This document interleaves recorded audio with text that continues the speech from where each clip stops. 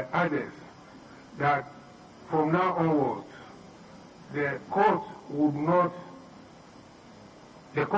deal leniently with anybody, especially the lawyers who misrepresent facts, as happened in Chambers. So you can deceive the not party to court transpired in Chambers, and they could only have heard it from the lead counsel. But we believe that the lead counsel would have told them the right thing that happened in Chambers. Thank you very much.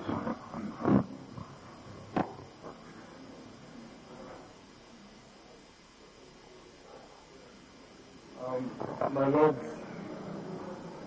I will just ask your permission to make a couple of remarks, if I may, based on what your Lordship has said.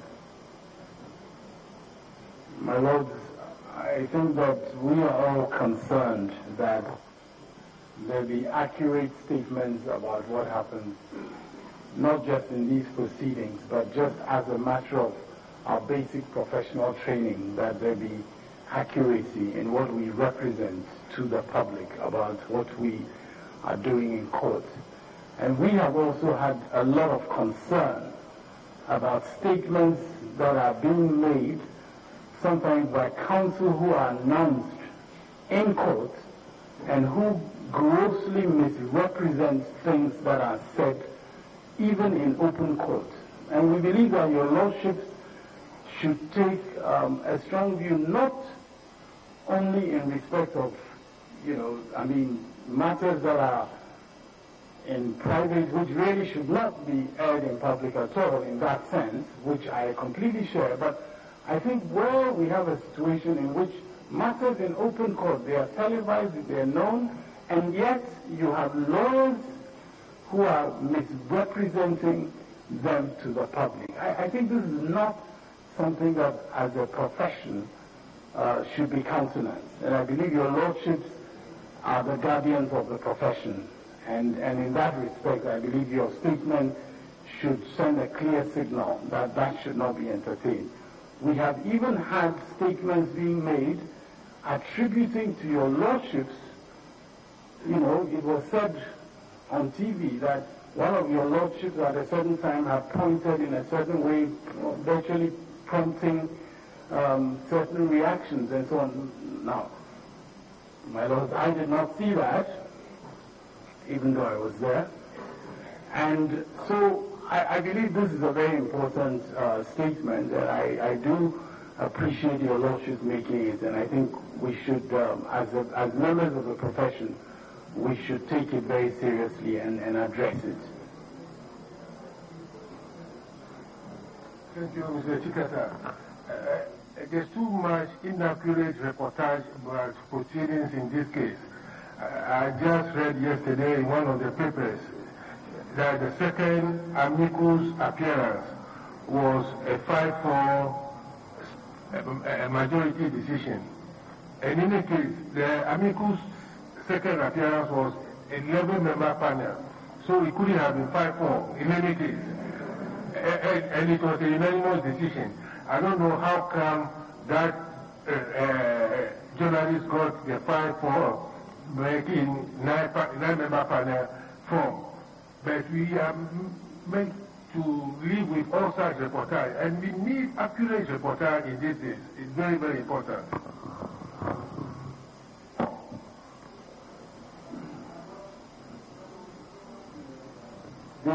Beyond saying the 5-4, they said the 4 people who voted against the application should be excused from the bench because they already made up their mind. So the public has been fed with toxic material, and it's going to be very difficult for them to be detoxified. I think that we should try as much as possible to control our supporters so that the court will have the opportunity of finishing these cases.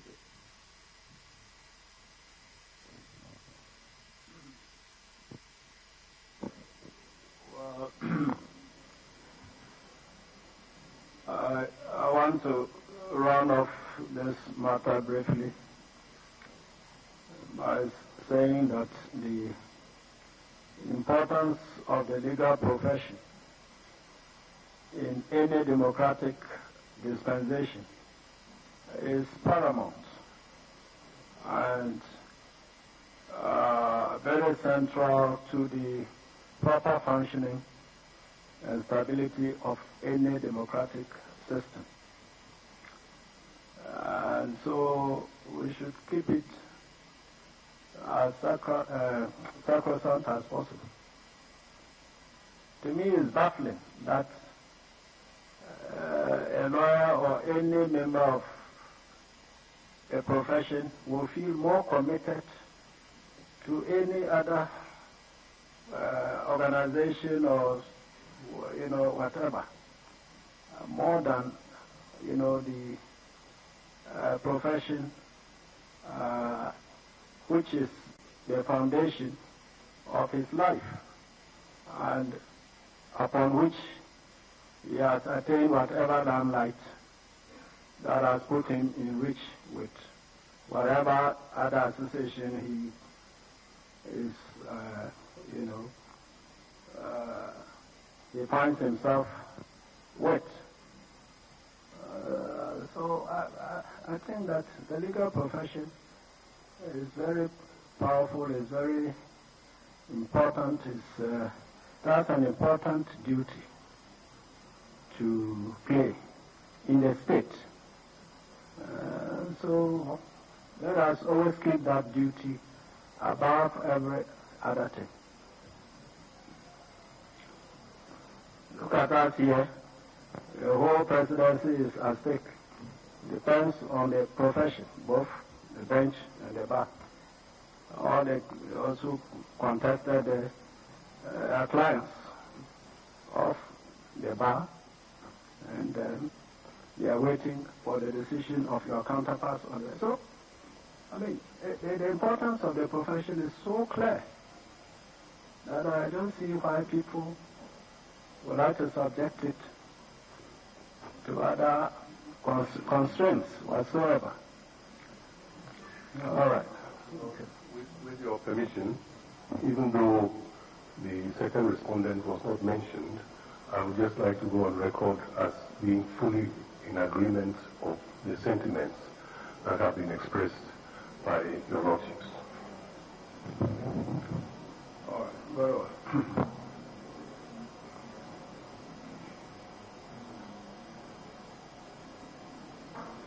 Yes. Dr. Africa, again, you are still on. Yes, my lord.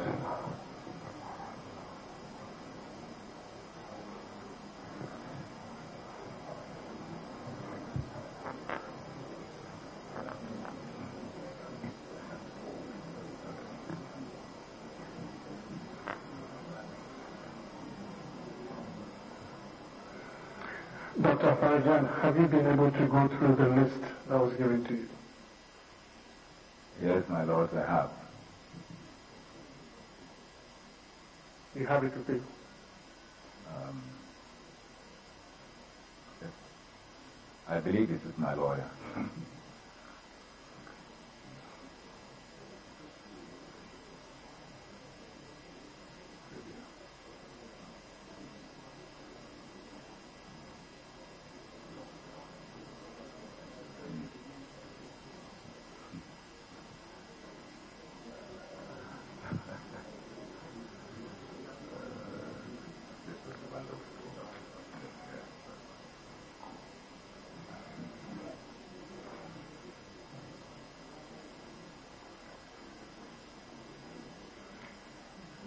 Yes, my lord, I now have it.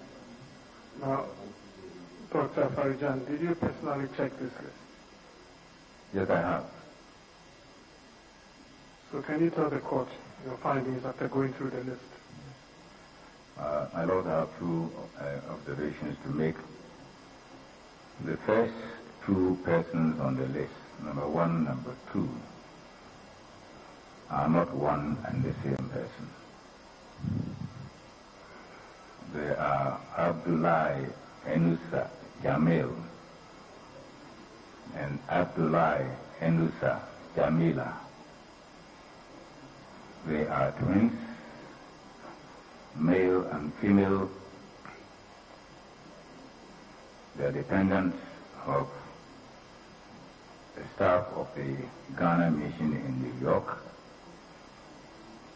so they are separate people. Apart from that, the rest, the analysis confirmed them to be duplicates. That is the first observation I want to make. The second observation is that in every instance of a duplicated name, the person has been placed in the same polling station. The same polling station. This, under our system, would mean that the person cannot vote 2 times.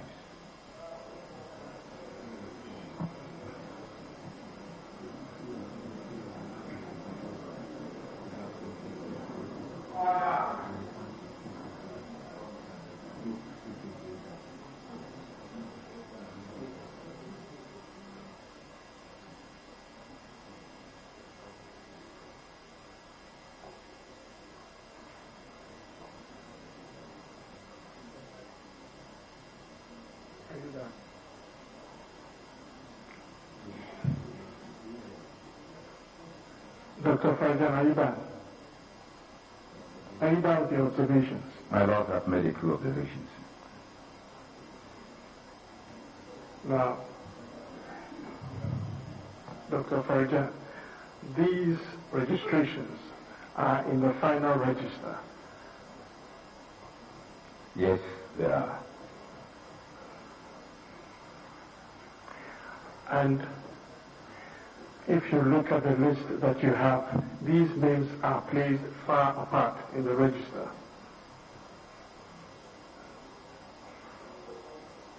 In the list, my lords, in the list they may be far apart, but all of them, in each instance, a duplicated name is in the same polling station.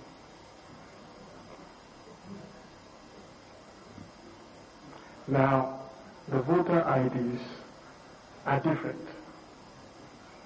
My lords, yes. So each of those voter IDs could be used to vote. Under our system at the same polling station, my lords, this cannot be so because even the voter ID cards will be different, the biometric information will be the same. They could vote without going through biometric verification. My lord, the prescribed mode of voting is to go through biometric verification.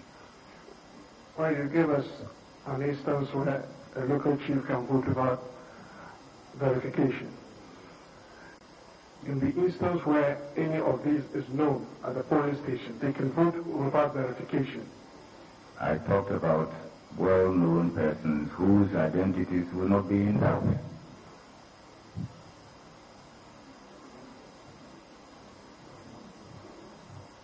Now, Dr. Farjan, we are talking here in respect of 705 registrations, and there are 50 double registrations. Yes, my lord. Now, that is about 7% of the 705.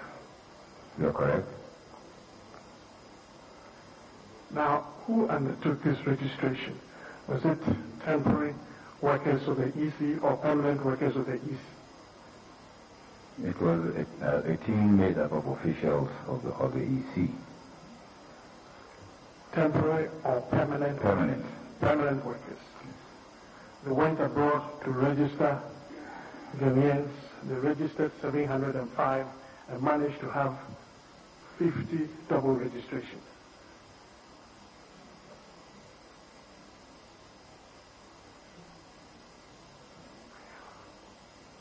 Was the registration a biometric registration? My lord, yes, it was a biometric registration. So, and these people were registered in the same location, I presume?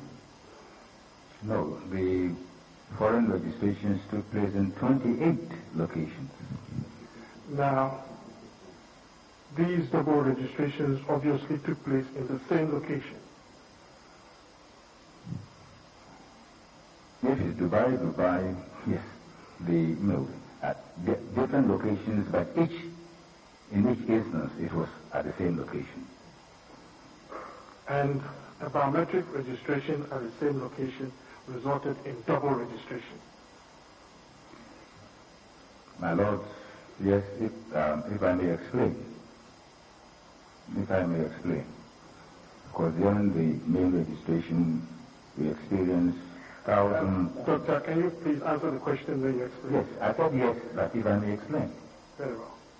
Yes, and if I may explain. To solve the problem. You answer his question directly. If there's a relevant explanation, then it follows after the direct answer. Then the two synchronize well. You get what I'm saying? My Lord, I said yes, but if I may explain how it can occur. Yes. If I may explain how it can occur. You see, if during the registration your picture is taken, for example, and you don't want the picture, you say, no, this picture is not good enough, take another picture. If the registration officer does not edit the first picture taken, but takes another picture, then it will come as double registration. And there were many instances during the main registration where this occurred.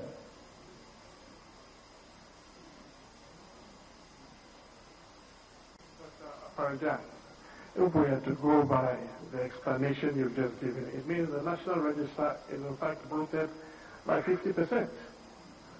No, not at all, my Lord.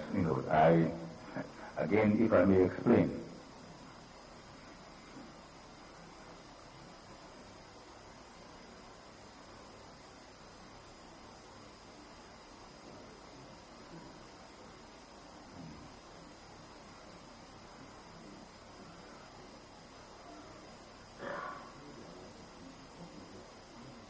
My Lord, we have the process we go to eliminate the multiple registrations. In fact, in the main exercise, if my memory serves me right, we eliminated about 8,000 multiple registrations after going through that process. We call it a process of deduplication, or sometimes adjudication, but it's not an adversarial kind. And it's a three-step activity. The AFIS would apply, and it will identify people who look alike and then give us information about their fingerprints. And sometimes in a perfect match, you say face match, fingerprints match. And that is an automatic elimination. In some cases, you will get faces match, but fingerprints don't match. Then it becomes a bit problematic. You go through. So, after you see these things from the machine, there is a committee that will go to look at the other information that was collected, and on the basis make recommendations for another group to finally decide on whether it's a true match, whether it should be eliminated or not. So there is a process. I understand that this group have not been taken through the duplication process. So what is true of this is not true of the amount of registration that was done. Dr. Farajan, you can say that now because We are dealing with only 705 registration, which, however, is part of the National Register. My Lord, I've admitted that. Now, most of these foreign registrations, voting was done by proxies. My Lord, I couldn't say. Voting was done by proxies because they are not in this country. Well, I wouldn't know who was or was not in this country. Now, if you are in this country, you will vote yourself. If you are not, you will vote by proxy. So, but I cannot tell you who was here and who was not here. So that in the event that they voted by proxy, the explanations you have offered will not prevail. And they will. Different people can come by proxy with two different IDs, and they will be allowed to vote. Different people can come. If you know the system of that will presuppose. Do you agree that different people can come with different IDs and vote by proxy? Oh, different proxies. Different proxies.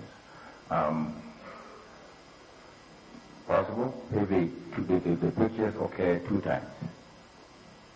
So it's possible.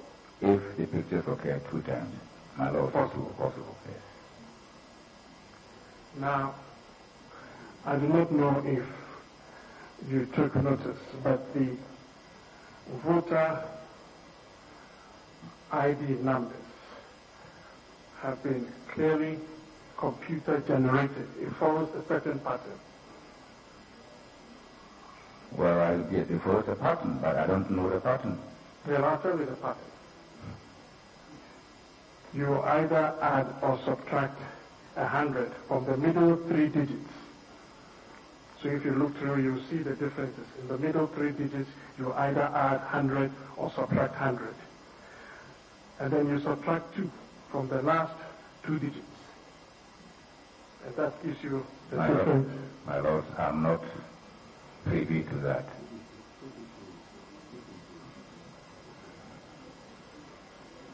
You have the list with you. You can look through and you see. Yes. My Lord, the numbers are generated, technically generated automatically by the machine. The kind of deductions that people make here, I'm not aware that that is how the machine works. So are we here also talking about the human factor, like you said earlier on? So the machines are generated entirely by the machine. That the numbers are generated entirely by the machines. Are they programmed by human beings? Well, do you agree to that or not? They are programmed by human beings. My Lord, I would agree that they are programmed by human beings. Now, Dr. Afarijan, can you tell the court by what authority you undertook to make these foreign registrations? They are under our law qualified to be registered as voters. Which law are you referring to?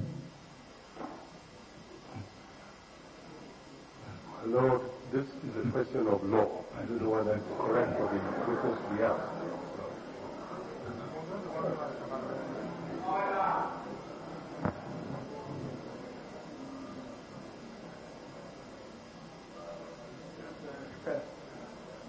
Maybe trying to say that they made illegal registrations, something like that. Whether they in fact did so or not. Lord, you should then suggest to him that it was an illegal registration they did abroad. Why are you conducting such examination? Word law. The witness is the one who used the word law. I asked by what authority he's been undertaking these foreign registrations. And he said by law. And I'm asking him which law? Yes. I believe it's a representation of the People's Act. In other words known as ROPA. Not RUPA. No. Oh, thank you. I don't know. RUPA, what RUPA did was to exempt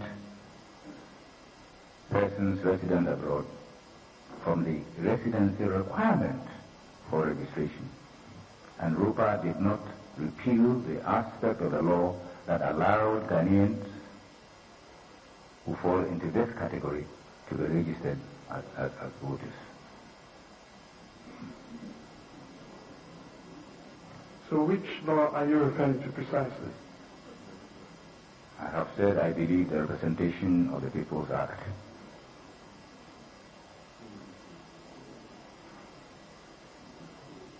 Is it PNDC Law 284? I believe so.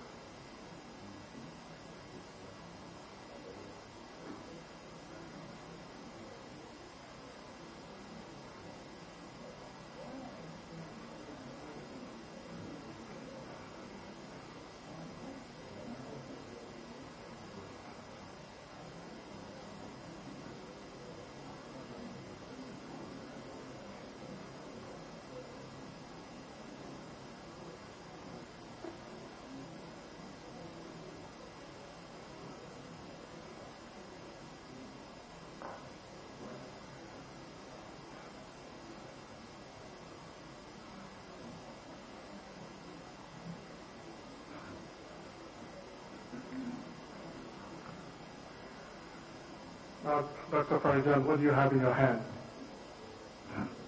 My Lord, I have the Representation of the People's Law 1992. Is that the law you're referring to? Well, I will have to go through. I told you that I believe that it is the law. I will have to go through it. Yes, is Mutadison asking you witness to interpret the law?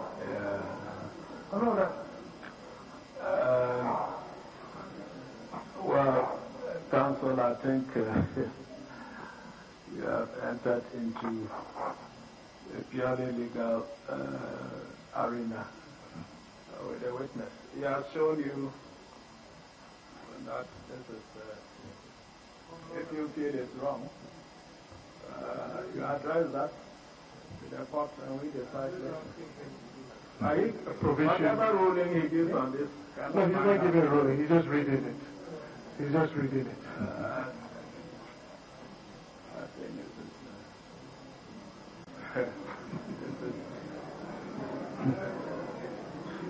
If he had mentioned a section of the law, he says, I believe is the representation of the people law. I am going to direct him where to read. Then this is a question, it's a legal matter. If you believe that it is not in this law, you put that to him. If you believe it is in the law but differently interpreted by him, you put that section to him. Otherwise, that is a question of law for this court upon which you can address the court. These are legal matters. I was going to direct him to read a particular section. in fact, I think it would be better to just ask them whether they, if yes, it's your case that these registrations were illegal, you can just say so. And if it doesn't, at the proper time, you demonstrate to the court. That's all. My Lord, fortunately, I found the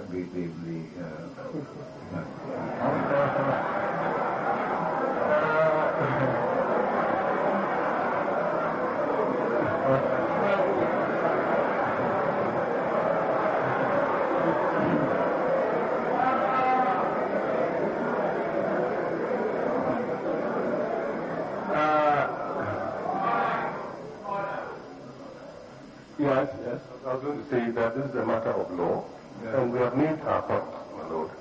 And your lordship has also drawn attention to it. Yes, but once we can just wrap up on this. I will close that line because it's not every fortune that is appropriate for our consumption. From the witness box. Okay. Thank you, my lord. It is section 8. A person who is a citizen of Ghana employed in a post outside Ghana, A, in the service of the Republic, or B, in the service of the United Nations or of any other international organization, shall be entitled to be registered as a voter if he satisfies the requirements for registration prescribed under this law, other than those relating to residence in the polling division. Subsection 2. Subsection 1 of this section shall also apply to the spouse of a person to whom subsection 1 applies, where the spouse is resident outside Ghana with the employed spouse. 3. Unless otherwise disqualified under this law, a person employed on government duty outside Ghana who is a citizen of Ghana shall be entitled to be registered as a voter, notwithstanding that the person does not satisfy the requirements of this law relating to residence in the polling division. Subsection 4. The Commission may appoint the head of a Ghana mission and embassy and abroad as a registration officer for the purpose of this receiving claim from persons entitled under. And the Commission, that's subsection 5, the Commission may give such directions as it thinks fit to a person appointed as a registration officer under subsection 4, and the person shall comply with the direction.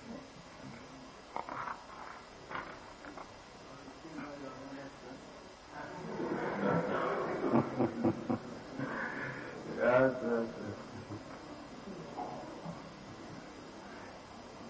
Now, Dr. Afarijan, I'm suggesting to you that the very section that you read, that is section 8 of PNDC Law 284, has been amended by the Representation of the People Amendment Act 2006. I think we've had enough of that. My Lord, if I do not give the details of the law, I can suggest to him that that portion has been amended. Well,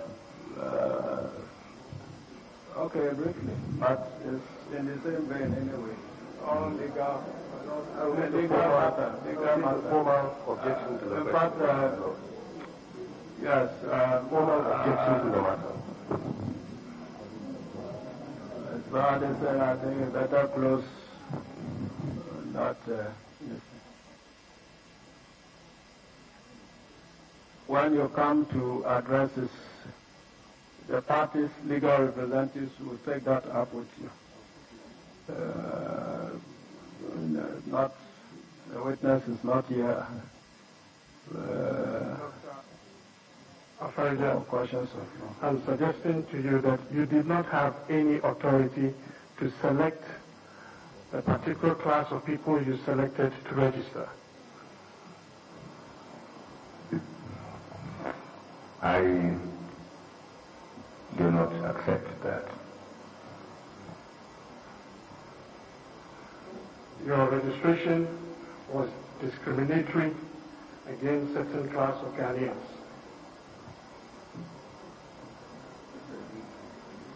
I deny that, my lord.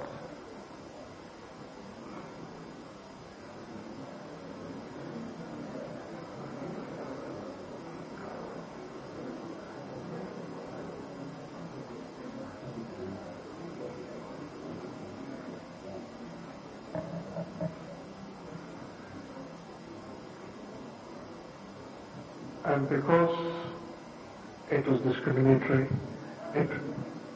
I'm sorry? Well, I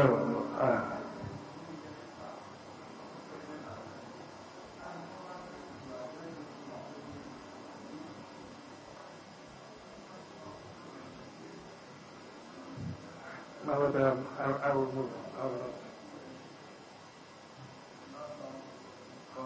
How to decide the case of Ansari versus Tony on discrimination about, certain citizens not being allowed to hold certain offices is complete. I don't think we can constitute him as the Supreme Court on these matters. Leave, don't trespass on our jurisdiction. Yes.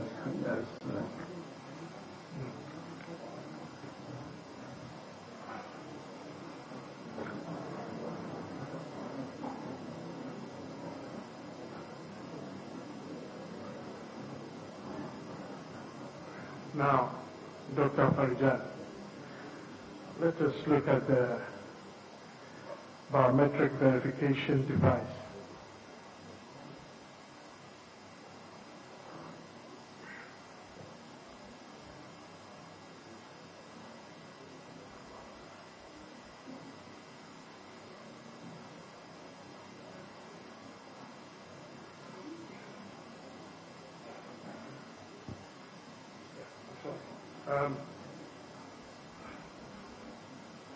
Now, Dr. Afarijan, the list that you referred to, the list that was prepared in respect of the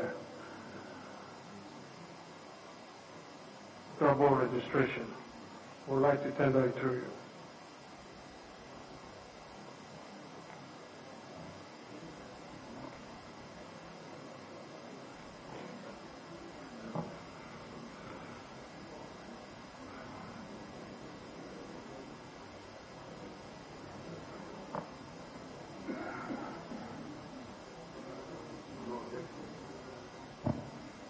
No objection, my lord.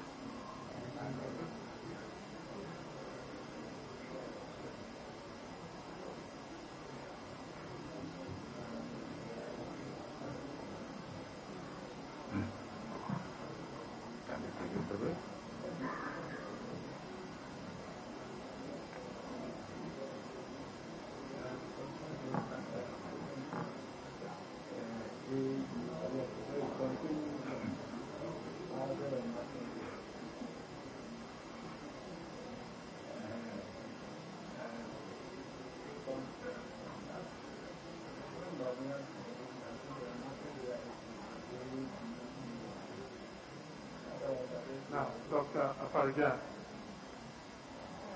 the biometric register was contained in a microchip in the BVD. Am I right? My lord, I don't understand the question.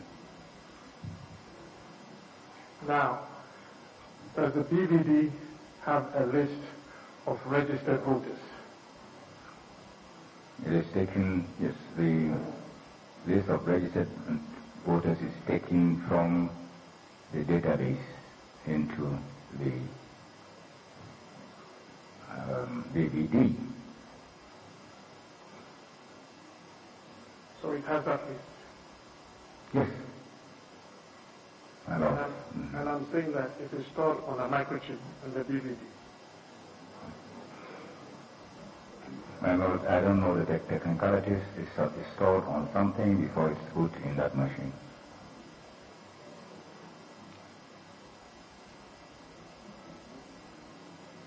Now, the register that is stored in the BVD is not limited to a particular polling station.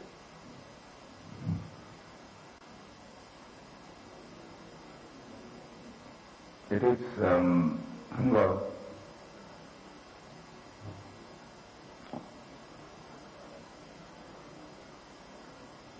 it is, it can be made to I don't know for sure, but it can be made to contain the register of the whole constituency.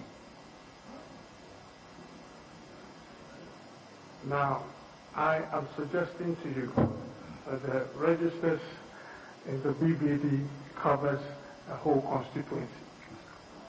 That is correct.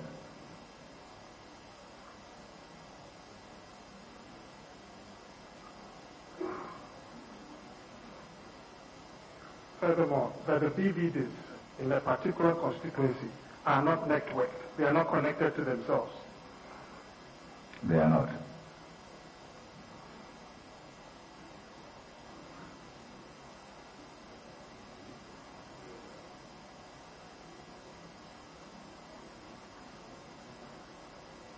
So that, in effect, a voter can move from one polling station to the other to vote. But a voter will not have the name in more than one polling station. My question is, a voter can move from one polling station to the next. My lord, a voter cannot. Within the Cannot. constituency. The voter cannot, because the voter will have his or her name in only one polling station.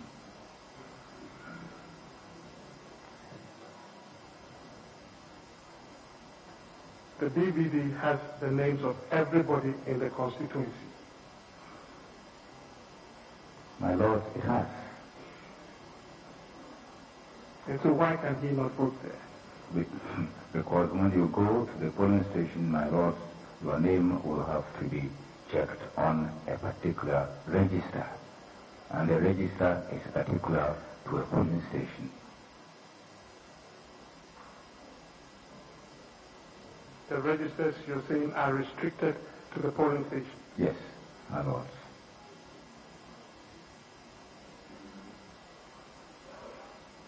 Now, do these BVDs have serial numbers? Not to my knowledge, my lord. In other words, the BVDs used in 26,002 polling stations can be just move around. There's no serial number. No. Well, they have a number, but my lord, I don't know whether every number is a serial number.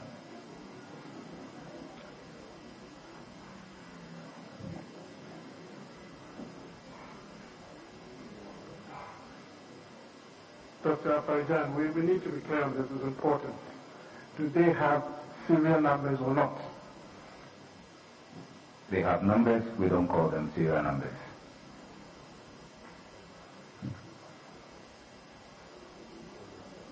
So what do you call them? You call them numbers, identifying numbers.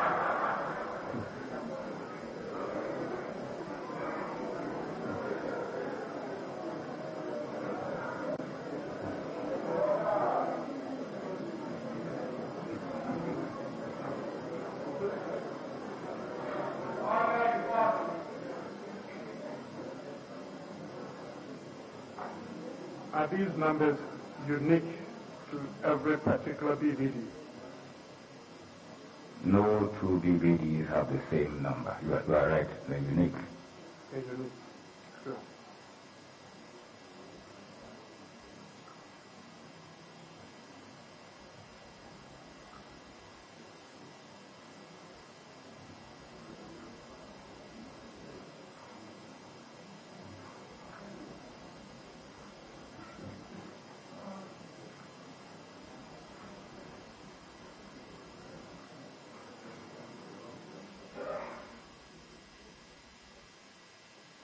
Now, are these numbers entered by the presiding officer before the beginning of voting?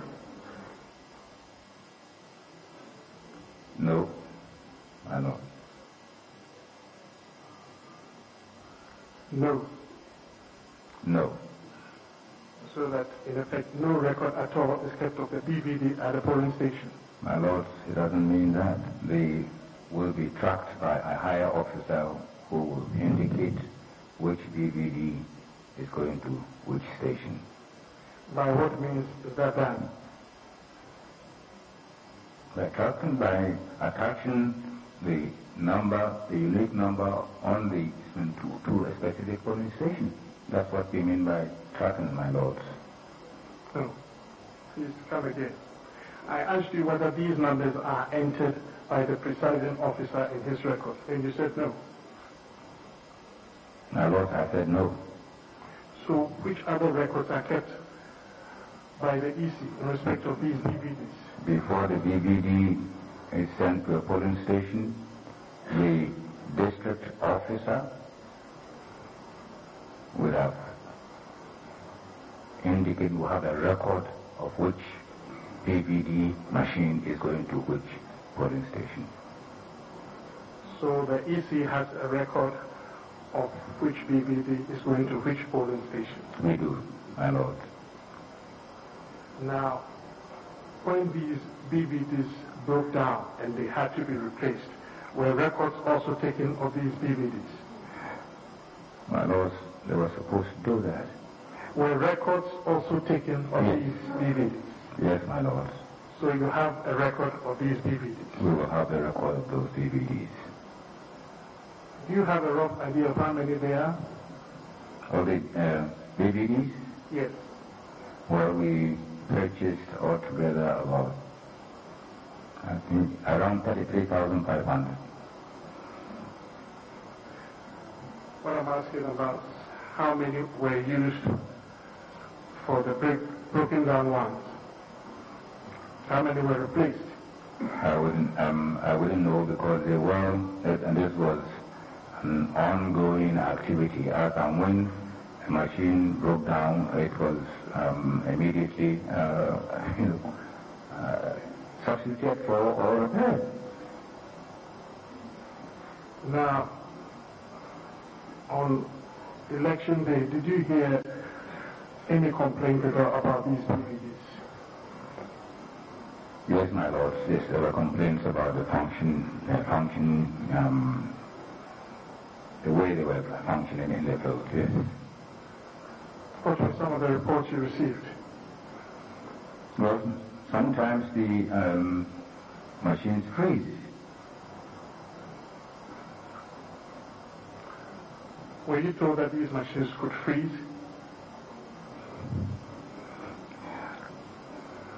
Yes, we knew. That's why we had backups. Were you aware? We were aware. So every polling station had a backup? Not every polling station. We didn't have enough money, my lords, to buy a backup for every polling station.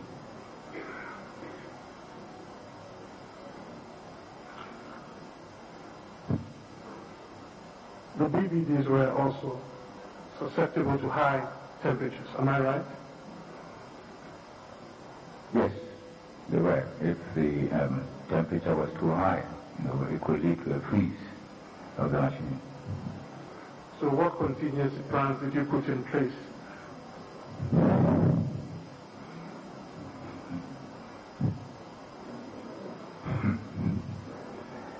My lord, in some places, we provided shade so that the temperatures would not be excessive. And in other places? Well, we were not expecting them to freeze at every place. Now, so, Dr. Farjan, since you knew that these machines had a propensity to freeze, would it not have been better at least to have a backup for every polling station? My lord, if we had money, we would have done exactly that. Dr. Farjan, I believe you presented a budget for this election. My lord, we did. And the budget you presented was fully approved. My lord, yes. Indeed, I have the parliamentary Hansard here, which says an amount of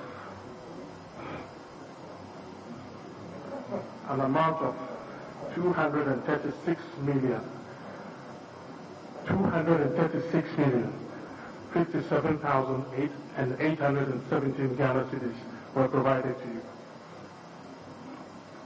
And also, it was not even sufficient.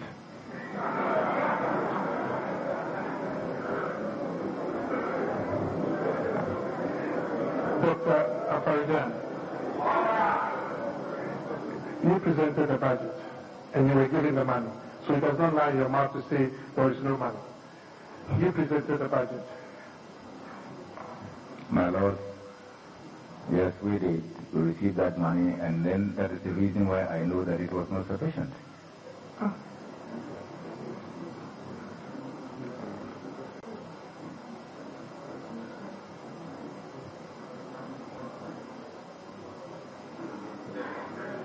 Now, who undertook the training of electoral staff that ran the BVDs?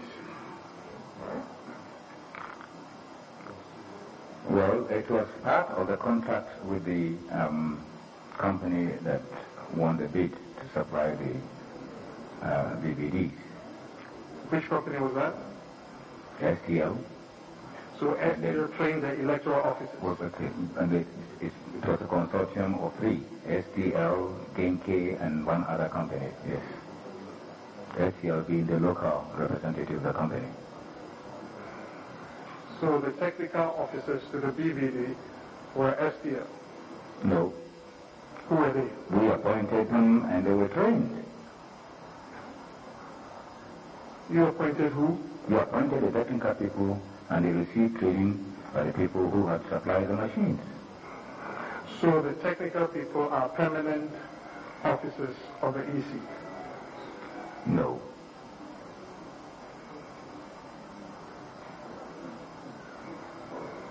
Who are they? No.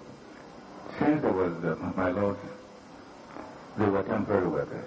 Since there were 26,000 polling stations, and each polling station would have a BVD machine. The whole strength of the Electoral Commission is 1,500. The total strength of the Electoral Commission. So it would not have been possible for us to man all the BVDs. The BVDs were manned by technical people who had been temporarily employed to do the work. So there are no technical people who are permanent staff for the EC? Oh, there are. There are. We have technical staff of the commission. So your technical staff trained the temporary technical workers?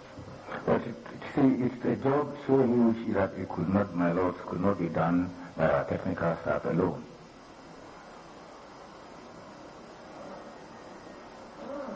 Dr. Farijan, we were trying to get to a point. So it wasn't done by them alone. So who else did it? People were hired temporarily to train.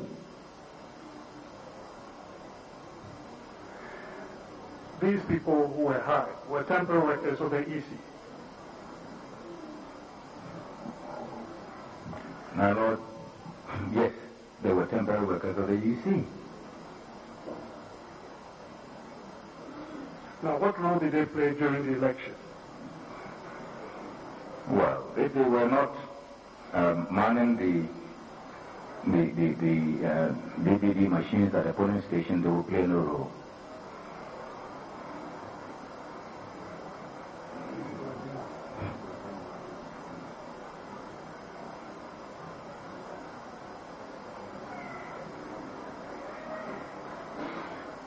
In other words, these temporary technical workers man the BVDs throughout the whole country.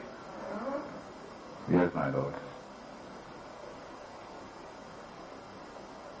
Now, Dr. Farijan, do you know that the BVD machine has a button called the self-test mode?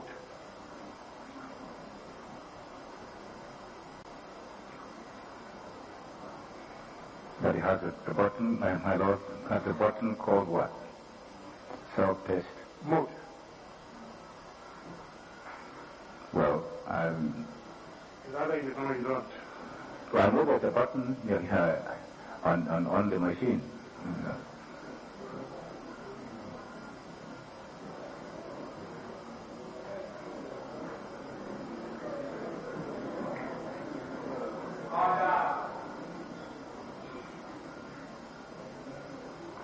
Do you know it? I know there's a button self-test mode on the machine. Now, do you know what it does? No, I don't.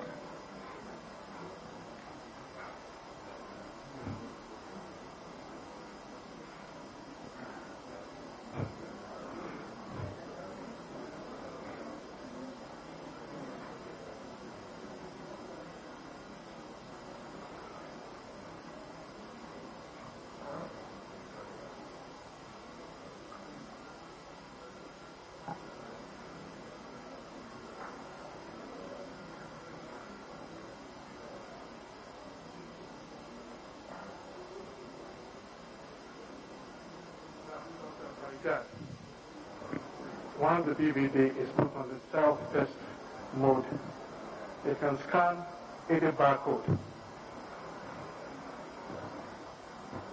My lord, thank you for the explanation. And authenticate any finger.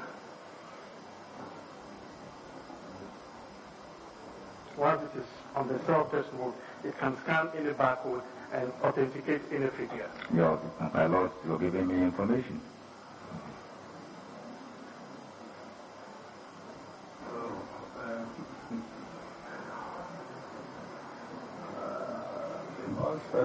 Be more specific.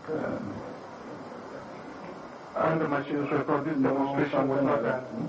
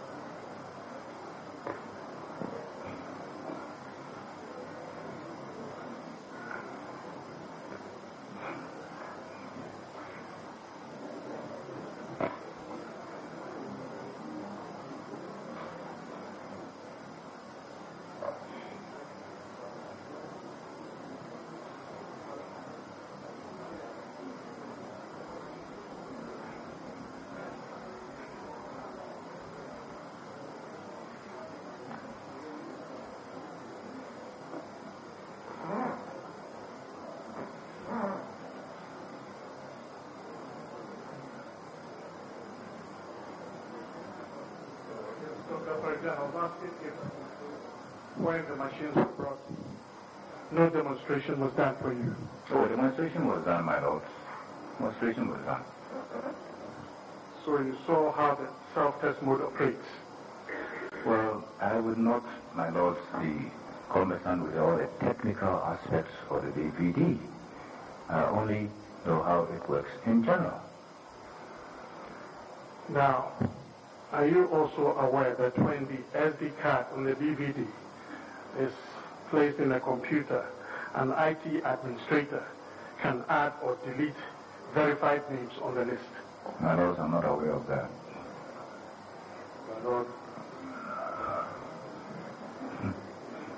My lord, I don't know on what case these questions are designed to support.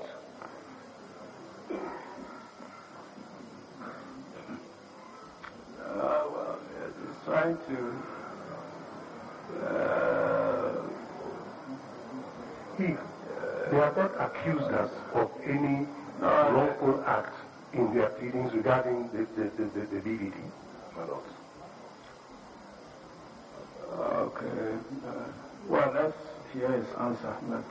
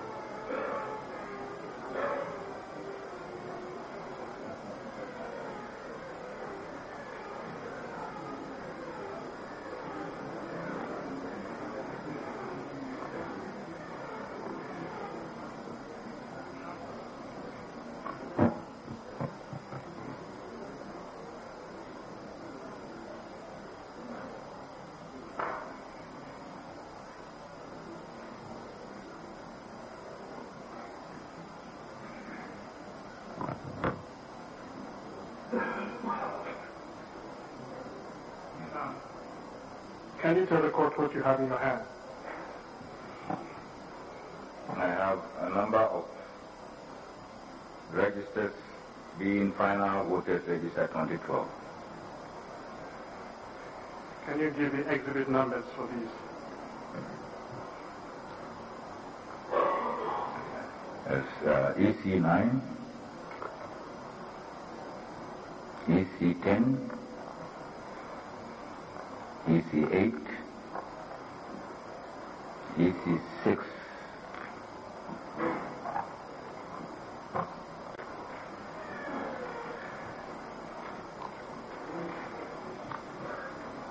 and EC7, my lord.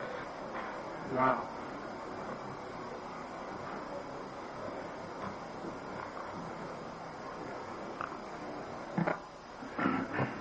Now these registers were tendered by you as being the registers for the various polling stations. Am I right? Yes, my lord.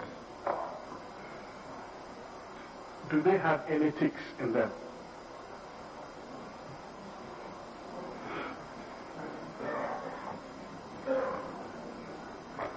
My lord, they don't.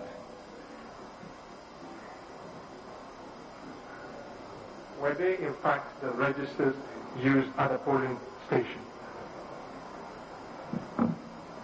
No.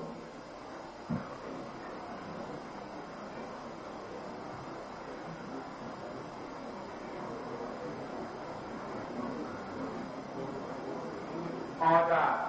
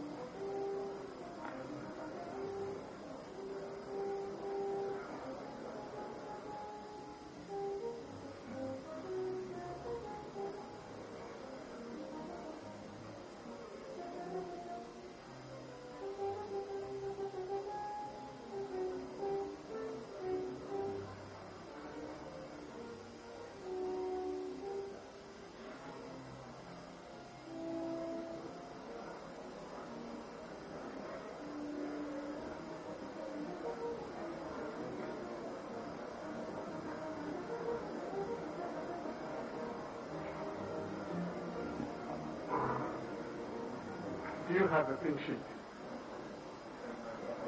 My Lord, I don't have it.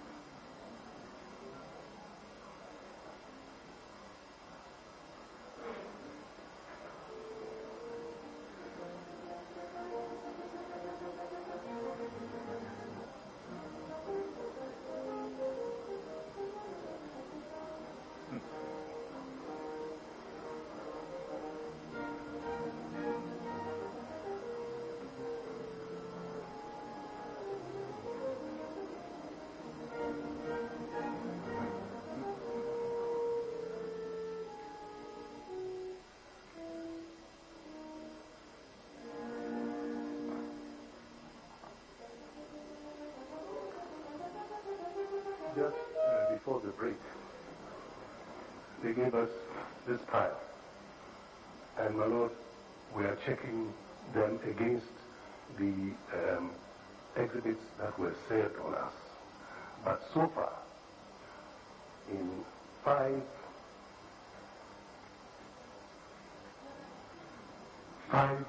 packs, the exhibit numbers here are different from the exhibit numbers we have. And when we look at the exhibit numbers we have, they relate to different polling station names and codes. This is the dilemma we are facing now. We have to check everything over the weekend so we come and report to your lordships the discrepancies that are here. The exhibit numbers on these pink sheets are different from the exhibit numbers that were served on us. I have just given one pink sheet. We haven't come to this, so if that is what is being used as an excuse for the delay, I have just given one pink sheet. To check.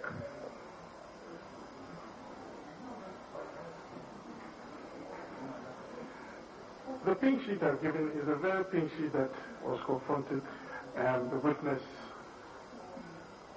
on Monday. This pink sheet should be quite familiar to you. Totally unfamiliar. When you see a pink sheet, you look at the document said on you and it's a different exhibit number, you check and it's a different polling station number. No, it will not be familiar to me. Are this seeking an adjournment? So No. this trading of I am explaining, my Lord, the maybe to just discrepancy. go and cross-check. Is that not the case? We will go and cross-check each of them. I'm not seeking an adjournment. You can go on to another subject.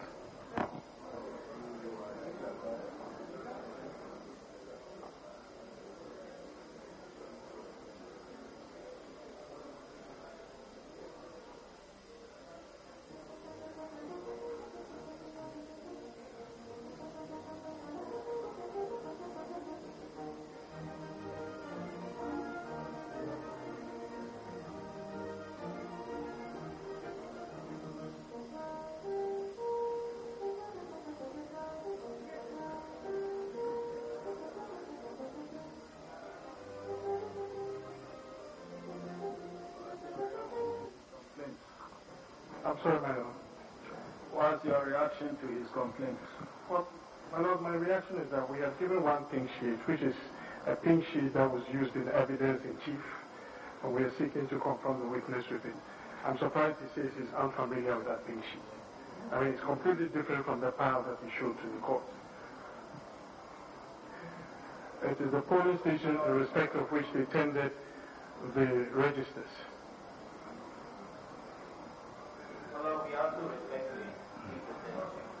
As the President, he wanted your reaction to what Mr. Fashiadin has said about the envelopes of pieces you have given him which do not correspond to the exhibit numbers, as a result of which he will have to do some checking and cross-checking over the weekend. That's what the reaction the President wants from you. We just heard it when he got up to speak. He could have informed us. In any event, that is not what we are dealing with now. We just heard it from him.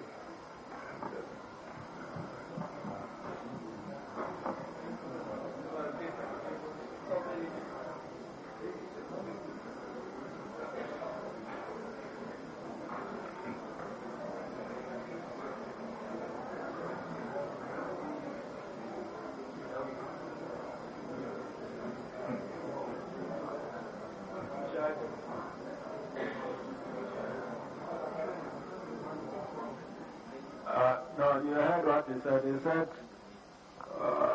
so far he's going to proceed on one innocent pink sheet.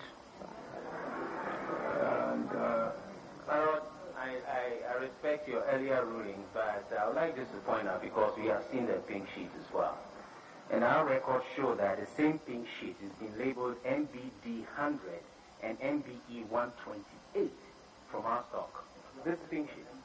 So if you add this 000073, that's the third label in terms of exit.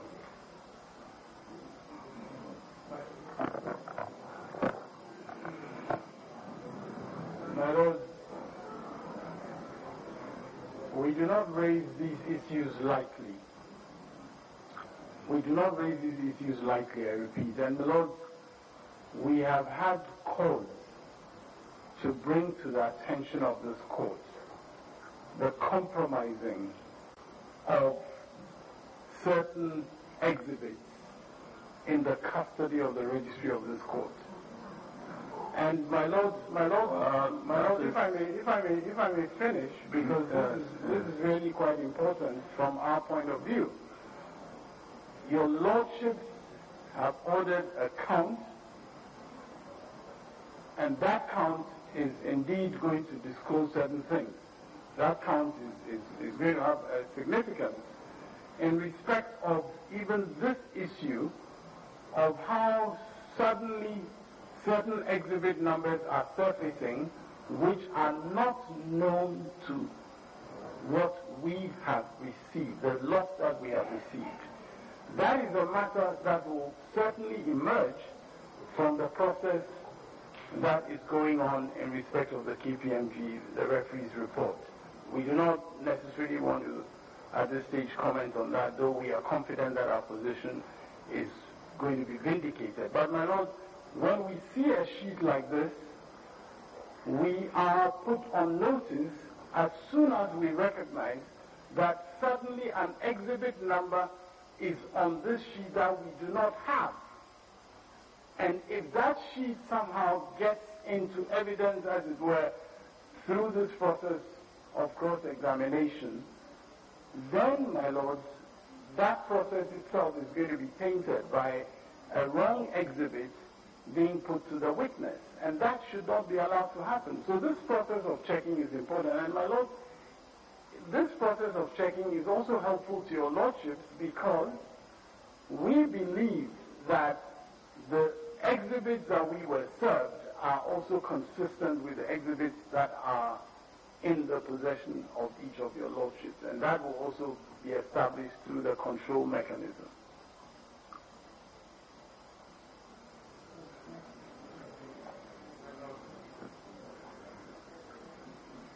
With respect, this is nothing but a red herring. We have confronted Asidu Nketia with these pink sheets. There were 5 in number. Please, 5 in number. We confronted him with it. They had an opportunity to re-examine. They did not. When it got to the turn of the second respondent, he sought to cross-examine on these 5 exhibits, albeit he had different labeling for it. He asked for our exhibits. We gave it to him, and the court's record will show that those 2 exhibits are in the record. Both of them are in evidence. So I'm surprised at this statement as if we are springing something new. These 2 exhibits are all in record, and they are before the court. And it is on the basis of these pink sheets that the registers were tendered. And all we're seeking to do is to cross-examine on matters that are before the court. Why should anybody make it look like we have brought something else from us? Mr. In fact, my attention has just been drawn. At the time, we hadn't realized, but if your Lordship recall, subsequently, I indicated to the court that there were difficulties with the exhibit. In fact, this was one of such exhibits that we complained about. That what we received and what was shown to Mr. Sienuketia were completely different. In fact, checking further, it's actually been used twice and differently labeled. So it's not an idle matter. We didn't know then that there were funny things with the exhibit numbers. Now we do. We just want to check.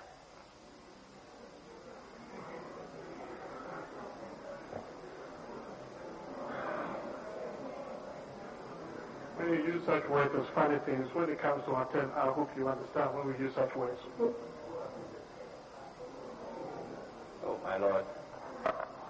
All I meant to express was that it's quite unusual to have this sort of situation. And I think that they should be offering explanations rather than picking up on little words, really.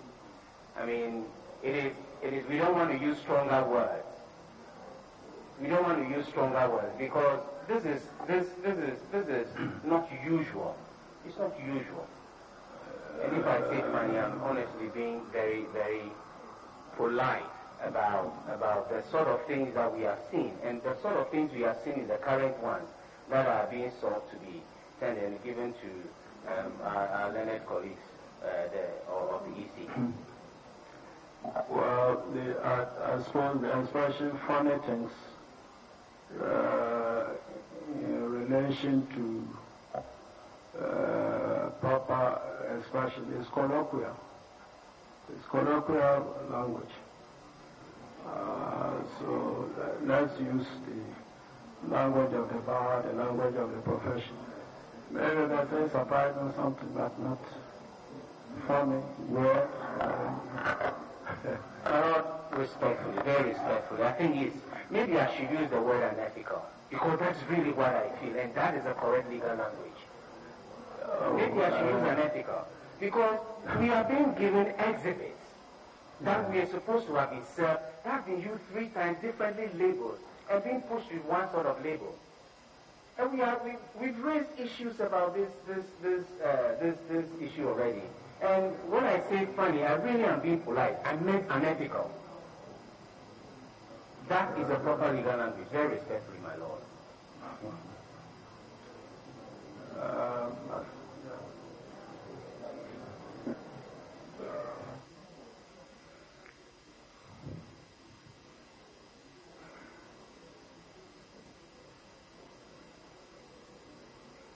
My Lord, I believe that from day one, the petitioners have indicated to the court that there has been a lot of problem with labeling of exhibits.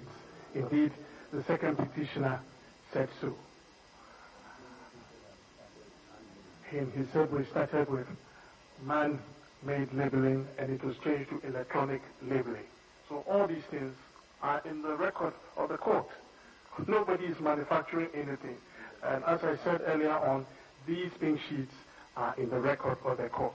And the attempt to give the impression that we are up to something fishy is rather unfortunate.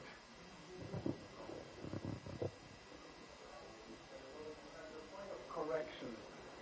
The mislabeling only came into evidence during cross-examination.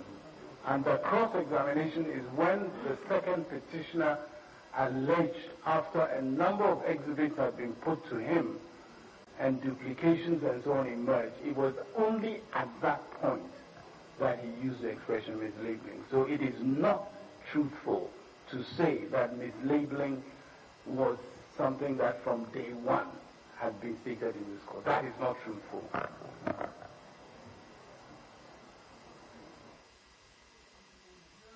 Then this is really a storm in a teacup because for me, I think what has been established is that there are a lot, or I would say a lot, there are exhibits, pink sheets in particular, which have certain labelings which have been duplicated, that is in evidence, which have been triplicated, and in some instances quadruplicated.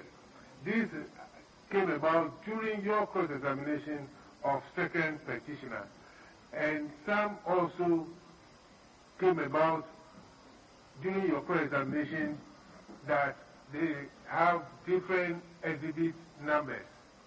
So all these are in evidence. These are areas I believe all council concerned will address upon when the time comes for addresses for the court to draw the necessary inferences. So there's really no need to, you make your point forcefully without making any aspersions on the conduct of council this way or that way. Because for us, what is happening now is a breach of the unsigned protocol yesterday in chambers, and I believe that we must all try to respect what we reached yesterday in chambers. What we're dealing with here is not just in respect of duplications and triplications and so on. In fact, we are going to find that it goes even beyond that. It goes beyond that. We have had occasion in this court to point out, in respect of the referee's activities, some of the difficulties that arose in that connection. And I do not wish to repeat the issues here because we are awaiting the referee's report, and that will be an appropriate context in which these matters can be dealt with. But I assure your lordship that we are talking about not just duplication, etc., including, as we shall find, sex duplication, but we are talking about a situation in which now exhibits are being generated, as the word is being used, and being shown to witnesses which are different from the exhibits that we have in our custody. That, my lords, is a different situation. My understanding of what Mr. Addison is seeking to do is in relation to these registers. And these registers were tendered based on a particular pink sheet. So, flowing from the questions that Mr. Addison has asked so far in relation to the registers, I'm sure he's only going to confront him with the pink sheet based upon which these registers were admitted. Yes, so that, I mean, because those pink sheets are the basis of these registers being in evidence. So, if those pink sheets are creating problems, what will be the weight of these registers in evidence? Well, that is indeed a very important question. But that question arises only after your lordships have confronted the issue of the authenticity of the exhibit itself. It is only after dealing with the authenticity of that exhibit that your lordships can ask that further question as to the significance of the exhibit that the EC has tendered in relation to the questions that the witness was asked. If the EC had a problem with the pink sheets, they wouldn't have tendered these registers. These are the pink sheets, unless I'm wrong. But if those pink sheets, the recordings on the pink sheets, particularly in relation to the C1 or C3 or whatever, is what prompted the EC to even attempt to tender, those documents that were rejected. And those were also the basis, because those C3 and C1 questions were in relation to how many people are, is it A1 or something? How many people are registered in the station. So the EC tendered these documents, these registers, as a way of counteracting the answers on those pink sheets. So So these pink sheets and those registers seriously go together. Yes, my lord, what I'm saying is that we have been raising these questions about the authenticity of certain exhibits that are being put to the witness, because if the authenticity of those pink sheets is not established, then it is improper for them to be put to the witness, because we have a situation indeed, and you know, I'm not... Wouldn't it be too late in the day? Because these ones have gone in, the registers have gone in, and the registers are based on the pink sheet. I mean, I really want to be convinced that the registers, because the register has been tended to, let's say, counter the information portrayed on this. So if now he's confronting him with these pink sheets, based upon which you tendered, the EC tendered his registers, I don't have any problem with you having a problem with whether mislabeling or pink sheets that having different, because we also have these same problems. And I said we have them in our computers. We have them with us too. That is the truth. But as far as this particular pink sheet is concerned, it is the basis for the tendering of these documents. So how can you not allow him to ask questions based upon the pink sheet? No, but it's on the basis of the register. So, Mr. Chikata, what is the problem with this particular?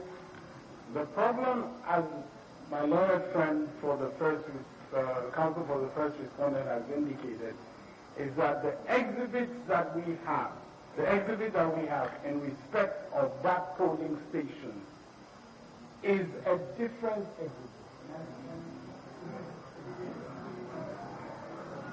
Exhibit MBE 100, which is duplicated as MBE 128.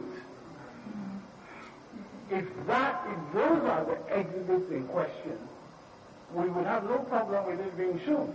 But my lord, we are guarding our words very carefully, because we do not. My reports indicate that on the 28th of May, Yes. during the cross-examination of Mr. Asegun Ketia, 5 pink sheets were given him. And one of these, the second one was MBE 00007, temporary booth Kwabena Akura. This one is sought to be shown to Dr. Farijan. Yes, my lord. You know, and upon the basis of the 5 that were given to him, he gave a certain answer. Now, during his examination in chief, he explained and tendered the polling station register for those polling stations to indicate that some writings or recordings on those particular pink sheets. For example, I recall one vividly, 114, answer to question A1, 114 instead of 774. It came out from the polling station register that the total number of registered voters was 774 and not 114 as was indicated on the pink sheet. And this pink sheet was actually referred to during the cross-examination. I have it in my record. And we can check from the proceedings on the 28th to find out. So I am a bit at a loss as to the objection to this particular pink sheet. You know. And my lord, that is what I'm seeking to explain. Your lordship will recall, in regards to even the example you gave, your lordship will recall that at least one of your lordships, in fact, indicated that he saw 774 in that particular passage, in that particular pink sheet. One of your lordships did say that.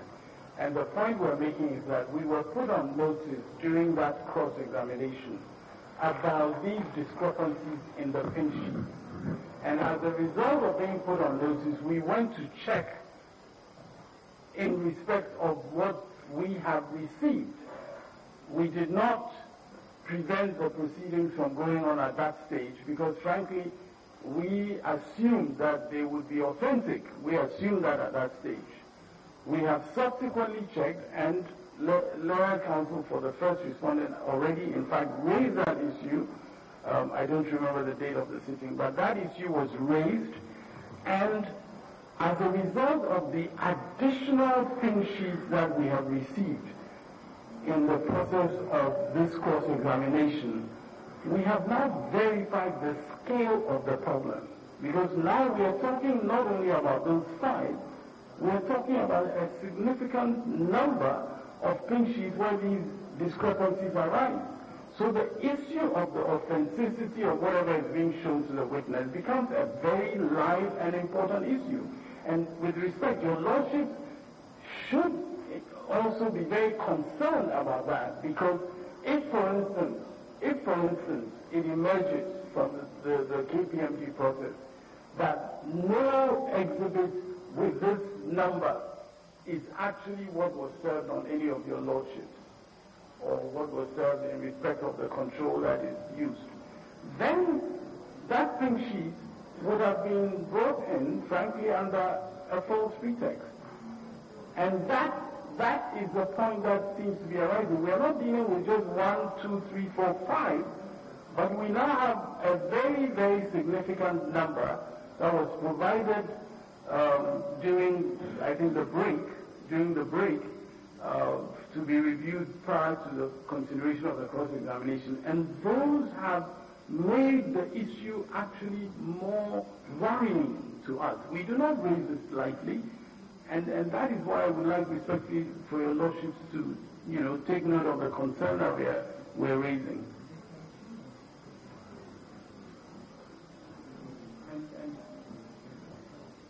And my lord, I mean, subject to our concerns being, duly noted, and subject to whatever emerges as a result of the subsequent KPMG record in relation to all that is proposed to be presented, the pink sheets could be shown, and your lordships will just take note of the concern that we have raised, so that at the appropriate time we can explain in more detail why we believe that this issue of authenticity is particularly crucial.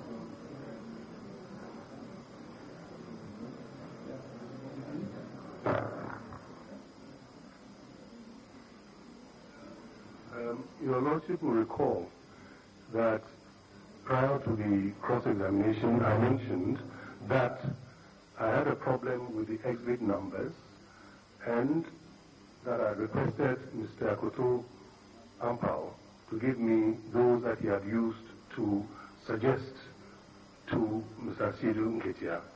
And he did give me those the following day. So I maintained, as I did before your lordship, that when we checked, we found different exhibit numbers from what was used. My lord, so upon him giving me the one that was used to cross-examine Mr. Siedu Nketia, that was used for my purposes, and that is what your lordship has now. So we are prepared to go ahead, so we don't lose time, but would place on record our concern that the exhibits served on us were different from the exhibits that were used for the cross-examination. So we can go ahead. I'll hasten to mention that with this batch, the same problem is arising, and as I said, we're going to check each of them.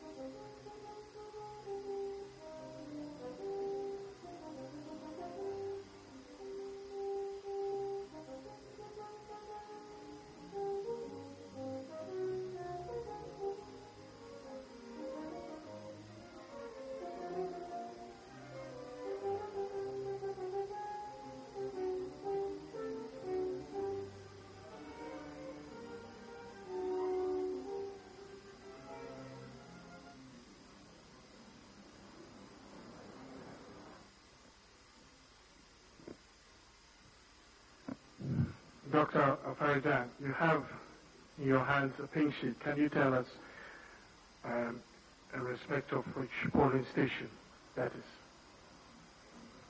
My lords, the polling station name is T/B Kwabna Akura. And the polling station code. Let's give the exit number. The exit number first. My lord, the exit number is MBE 0000507. The name and code of the station. The polling station name is T/B Kwabna Akura, AKURA, and the polling station code is F322606.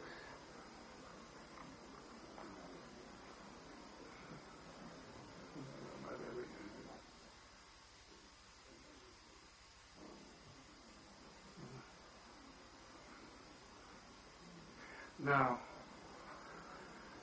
can you tell what figure is in A1?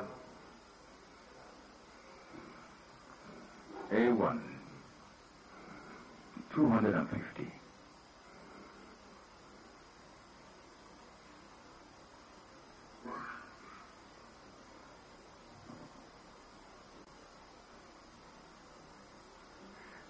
And then B1?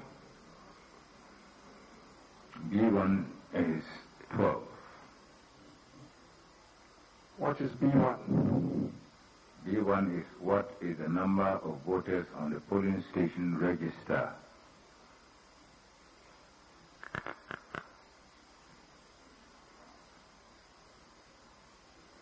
Now, yesterday you told the court that there was no overvote at this polling station. Am I right?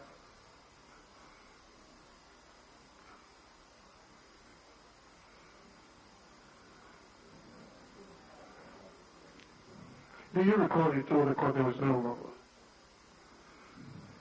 I'm examining this one. Yes, please. Yeah.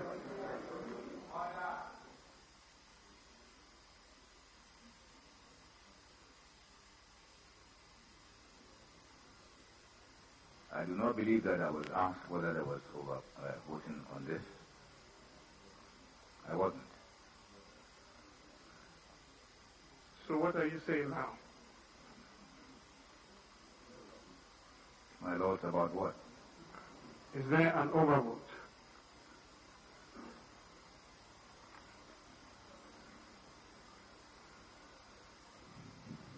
I see all kinds of things that are wrong on the itinerary. Yes. 12. So, if that is what you mean. Yes. I'm sorry? In the what is the number of voters on the polling station register, the person has 12. Total votes in ballot box, 12. If you look on that basis, you would say no overvoting. Now, there is a column for rejected votes. Do you see that?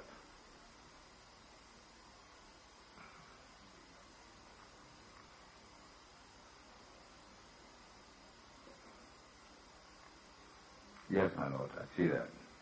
Is there a number stated there? 1. And I believe you're supposed to add total votes together with rejected ballots to arrive at total votes in the ballot box. You are. So if you do the addition, what will you get? Mm-hmm. Yes. 12 plus 1 would be 13. So would you agree with me that there is an overvote of 1? Well, not automatically. No. My lord, not automatically. Because there are all kinds of things that are happening on this pink sheet. And it requires very close scrutiny before any definite conclusions could be reached. Dr. Afarijan, this pink sheet emanates from you. My Lord, that will not prevent us from scrutinizing it. You agree that it emanates from you? Well, one of our officers filled it, yes. And it was used in the declaration?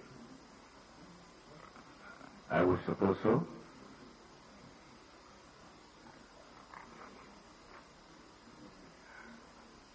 I'm waiting for an answer as to whether there's an overvote or not. I'm saying there's so much that I see to be wrong on this that I cannot come with that to that conclusion without doing further analysis. But Dr. Farijan, yesterday you tendered the register of this polling station, intended to show that there was no overvote. Is that not why you tendered the register?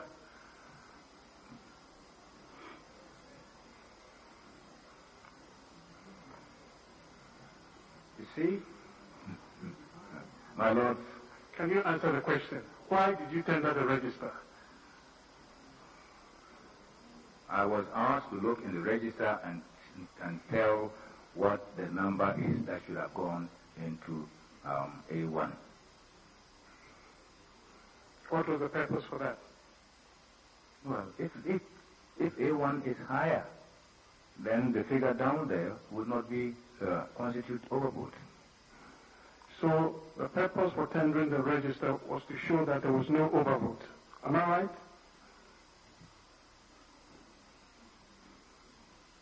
Was to explain what should go into A1. I'm sorry? The purpose was to explain what figure should have been entered in A1 and in B1. Now, were you at the polling station to know what figure should have been put there? My Lord, the presiding officer... Were you at the polling station? No, I wasn't. Good. But as an election administrator, I know what the person was supposed to do. Now, Dr. Afarijan, do you realize that the pink sheet, as you have it there, is what was used in the declaration? Yes. So can we limit ourselves to what is on the face of the pink sheet? No. My Lord, I have a difficulty limiting myself to what is on the pink sheet for purposes of determining deeper, questions. Now, Dr. Farijan, if a polling station, in addition to its register, also has an absent voters list and a transfer voters list, it can affect the number of registered voters eligible to vote at that polling station. Am I right? My Lord, definitely. Are you in a position to tell if in fact there was an absent voters list at this polling station?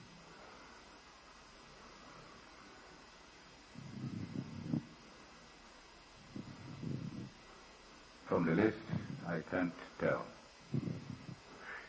If there was, it will be indicated in the number of voters eligible to vote there. Is that not so? You are right. Good. In which case, that number can differ from the number on the register. Oh, yes. Yes, this is the point, my Lord, that we've been trying to explain all the time that people don't try to appreciate. When we talk about a register, it is not just simply this document. We say other things that may be there. If it is an absent voters register, that number is supposed to be taken from out of the number given from there. If there's transferred voters register, it is additional, and so on. Yes. So when we talk about the register, it does not refer, that is why we prefer to say the number of persons eligible to vote at that polling station. Good.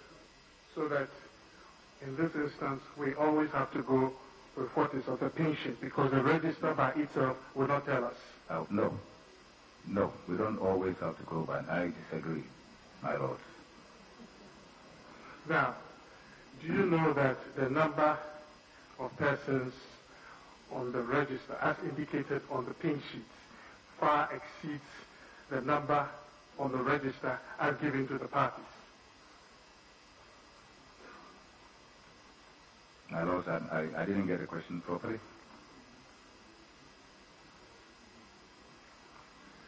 The aggregate of all the pink sheets that are in contention, that is 11,115, excluding the unknown locations. We're saying that the aggregate of the number of registered voters on the pink sheets in respect of these polling stations far exceeds the aggregate of the voters' register handed over to the parties by the EC. That would be wrong. It surely is wrong, but we are telling you, are you aware that's the case? No, I'm not aware.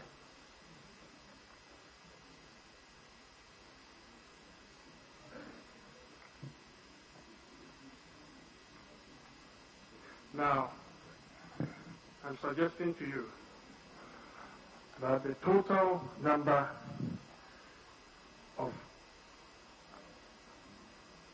registered voters on the pink sheets in respect of 11,115 polling stations is 6,762,882. 762,882. My lord, since I have not done the totaling, I would not know.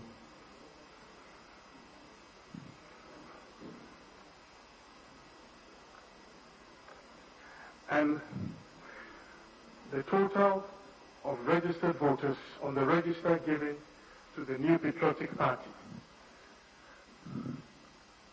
in respect of the same number of polling stations is 5,799,994, 799,994. I'm not aware of that.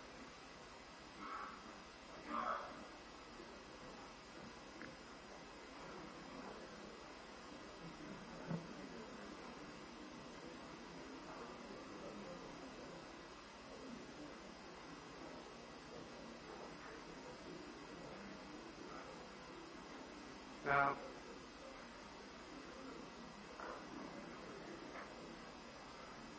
when we come to the number of ballots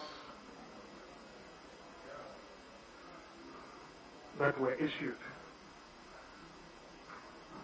there's also a problem there. First of all, can you tell the court how many ballot papers were printed for these elections, the 2012 elections? How many what? Ballot papers. I cannot give you offhand, but it's something that I can check on and tell you tomorrow. Well, and the register said that we have 14 million plus voters, am I right? Maybe we can make it 15 million. You're right. Plus 10%. You're right. Would that be an accurate? Yes.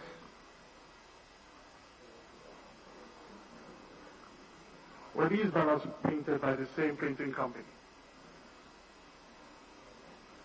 No.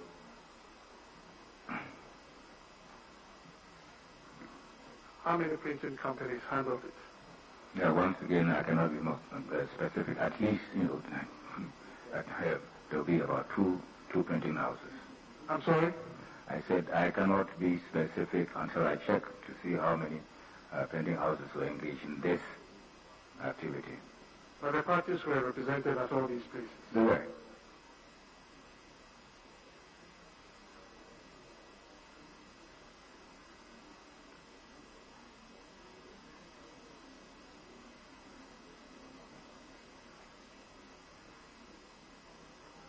Now, the ballots that were issued to the 11,115 polling stations as gleaned from the face of the pink sheets as 11,511,207.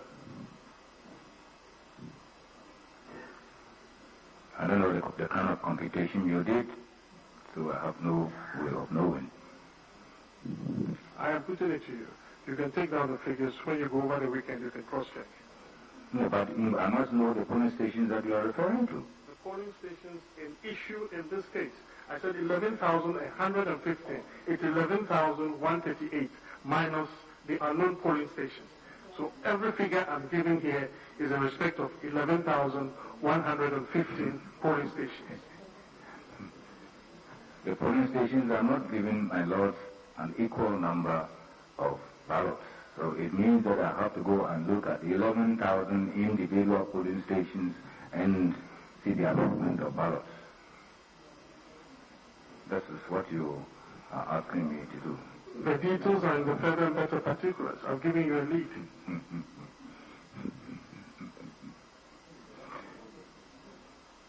And the registered voters, according to you, plus 10%.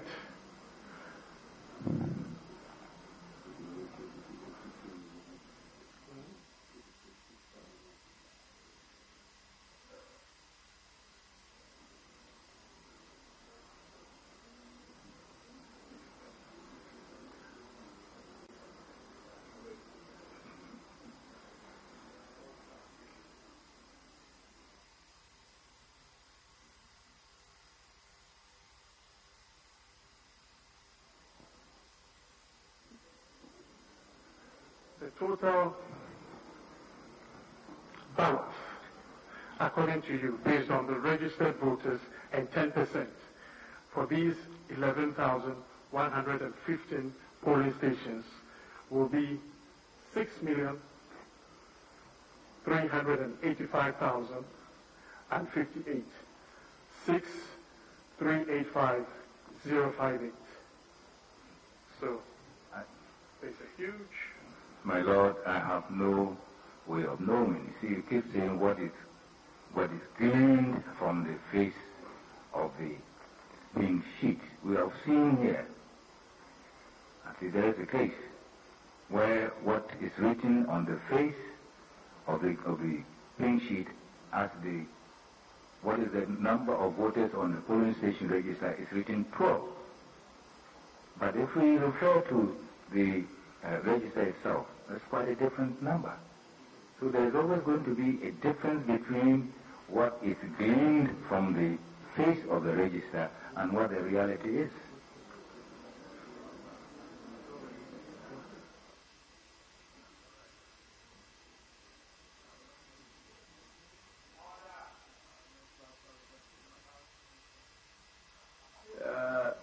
We're referring to glean from the face of the pink sheet or the face of the polling station register. No. My lord is referring to number of registered voters as gleaned from the face of the pink sheet. Yes, but you are talking I'm sorry. And I'm saying that there could be very serious from the pink sheet. There could be a serious difference, a great difference between what you add up on the basis of what is on the face of the pink sheet and what the actual situation is according to the register.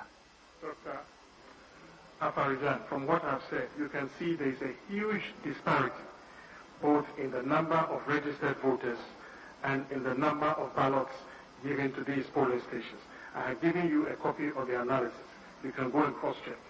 And your declaration was based on these exaggerated numbers.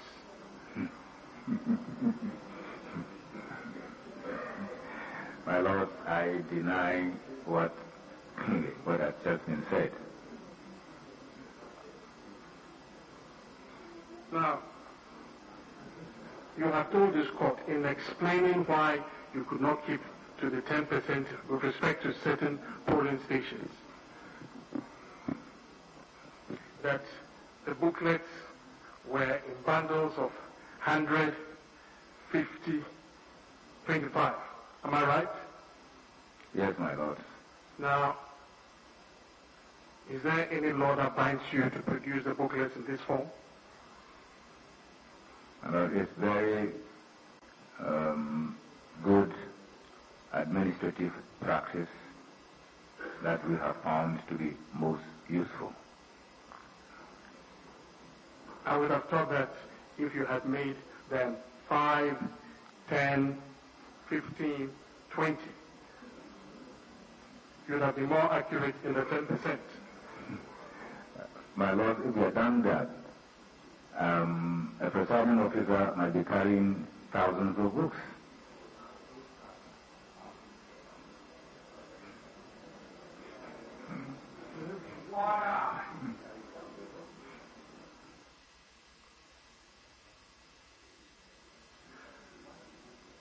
Dr. Farijan, why would you say that? The largest polling stations are just over 1,000. And therefore, if you have 100 booklets, all you have to do is to give them 10. If there are 5, you say we should start 5, 10, and so on. If you're giving them 5, that would be a lot of booklets. If there's 1,000 for anybody to registered voters, why would you give them 5 instead of 100? My lord, in our practical wisdom as election administrators, we decided to do them in tens, in hundreds, 50s, and 25s. Yeah, sorry for the infection.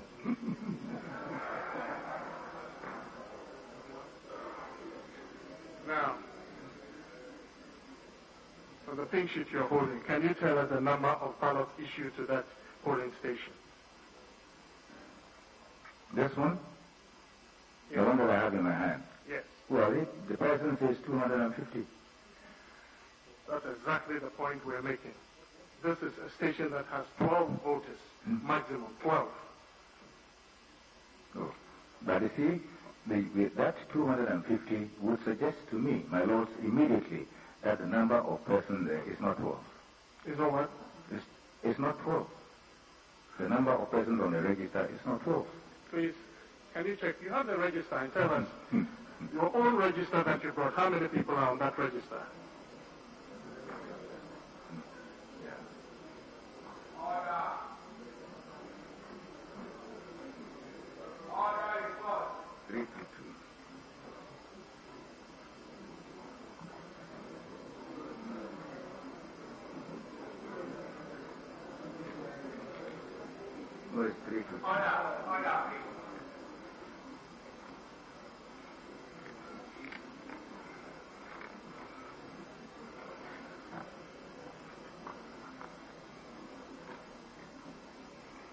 You're right. I see that it's 12, so it means he was not given 250 ballots. It means he was not given 250 ballots. I agree with you 100%, my lord.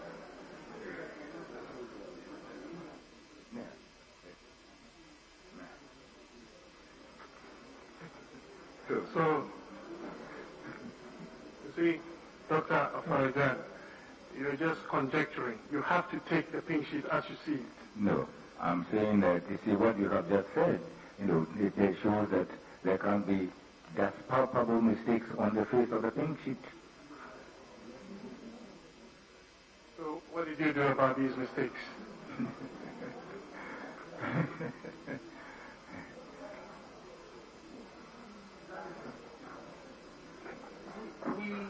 We all want to arrive at the truth. So we have to be very honest and candid with the court. You look at this paper, if you really look at it, I don't think it is 250. Well, my lord, I gave it to him to say. I didn't tell him what to say. You look at it. If you look at it and you look at even the serial numbers there, it is 25. Isn't it? Well, my lord, 250, 25 is 100%. That's what we're talking about. The number of 250, you see, you can see that the zero has been cancelled or something. The zero has been cancelled or something. So if you look at the serial number. There's a zero there, looks like we cancelled, but my lord, he said it. No, but if you look at the serial number, you will see that it is 25. We want to arrive at the truth. My Lord, and that is what we I agree with you. He had a vote. pink sheet. My point is that even if it's 25, it's 100%. But at least with 12, the man tells you that with 12 people on the, he can't give anything. The minimum in the bundle is 25. Yes. And so even if it's, and he has explained to you that if the bundle is the minimum is 25, and they can't tear it, then that is how come a particular station may enjoy 50% or 100% more ballot papers. I don't understand it, and I've just given statistics which shows that it's over 80% overall.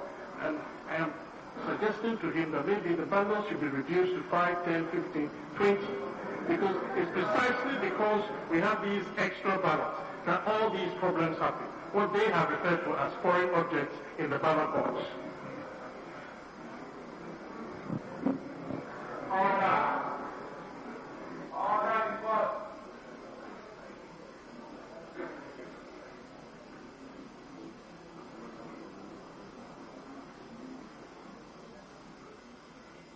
Now, can you tell the court what you have in your hand? My Lord, I have exhibit MBE 000228.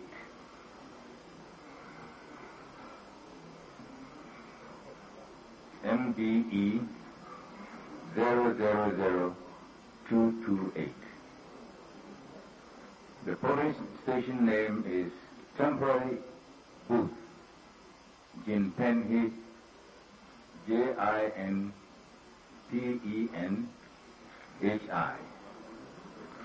Jinpenhi, and the polling station code is K030405.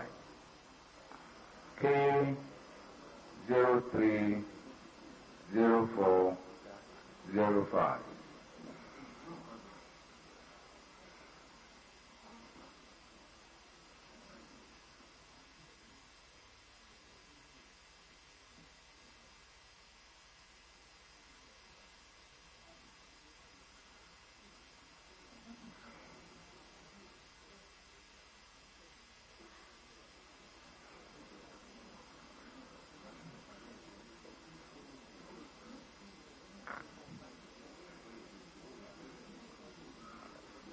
Now,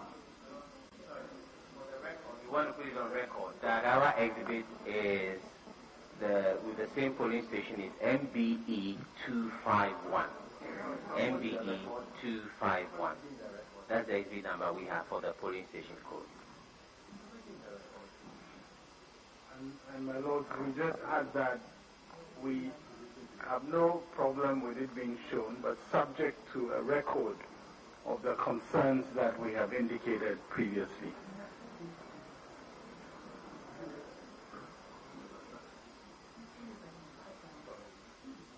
Now, can you tell the court what's in A1?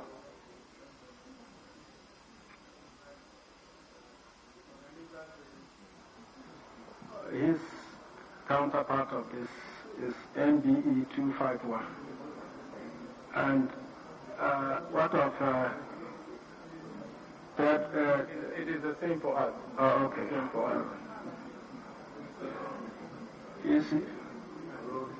We don't have ours now, but I can give that tomorrow, my lords. Monday, long back.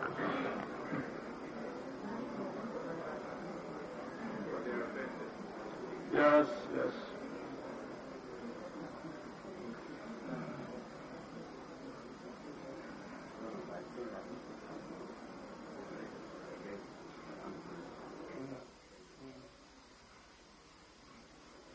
Yes. A1. A1 is 100. 100. Yes, 100, 100. And what is in B1? B1 is 21. 21. 21. 21. Yes. Now, can you tell the court the total votes in the ballot box?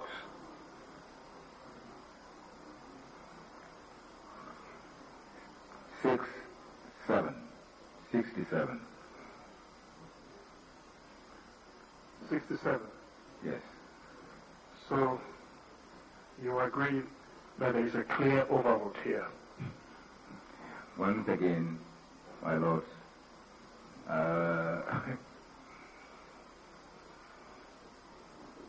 no, because it has been, fortunately we have a register here, and that indicates that 21 in B1 is wrong. Sorry? 21 in B1. If the register confirms that the number of people on the polling station register is 21, and assuming that the form has been correctly executed, then 67 would be an overvote. Dr. Afarijan, I'm asking you questions based on the face of the pink sheet. Yes. And you're drawing deductions from it. Did you see this pink sheet before you declare the results? No, I don't. Yes. So let's limit ourselves to what is on the face of the pink sheet. No. I thought you said the register showed a different number. I said, yeah. Yes, my lord. What figure? Yes, my lord. I said maybe I'll refer to the register and see what it says.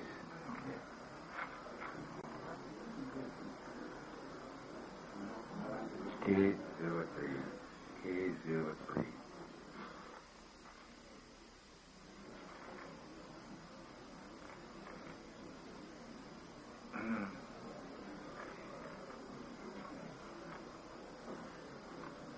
My lord, the register for K030405, which is the temporary booth,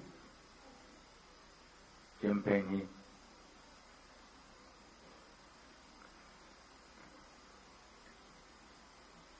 gives the number of registered voters as 71.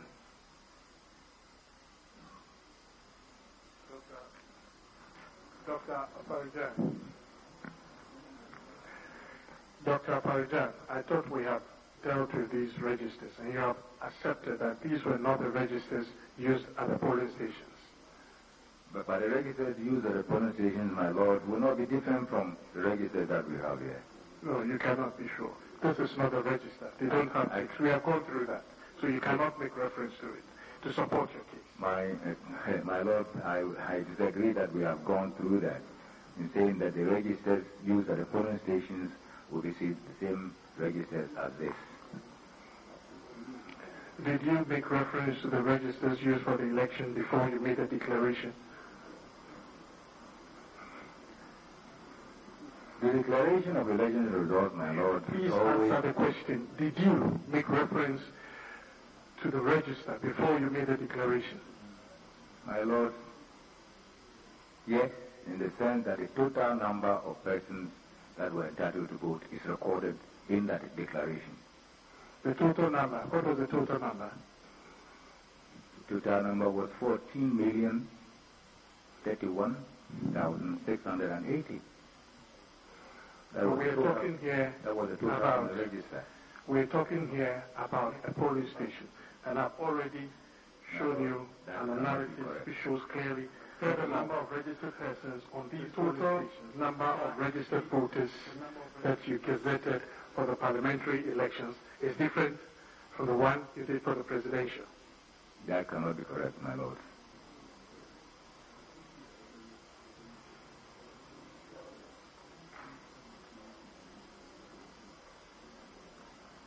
Now,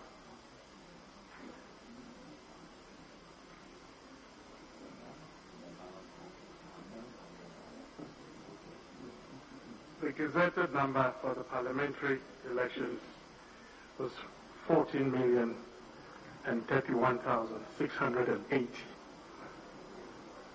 And when you made the declaration for the presidential, the figure you used was 40,158,890. Am I right? We have already explained, my lord, that... Did you use that figure? My lord, See, Please, answer the question first. Did you use that figure? yes, but it was an error. Okay. It was an error. Yes, but it was an error. So everything was an error in these elections.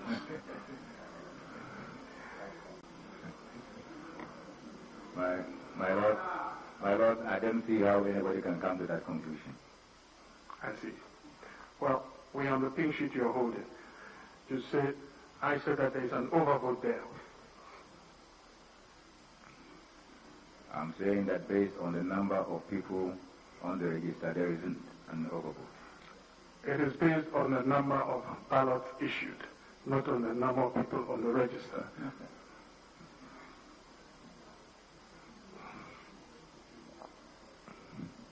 My Lord, yeah. What he asked me to read was... are you about concluding or... For today? Yeah, no, not for today. I mean, for today. Or if it's for today, then we'll conclude. Very well. At this point. Very well. Very well. The last question, if you can answer the last question. Can you please answer the last question? And then My Lord, I will answer the question. I'm sorry? I said, my Lord, I will answer the question. Yes. I'm saying that the overvote is based on the number of ballots issued and the total votes found in the ballot box.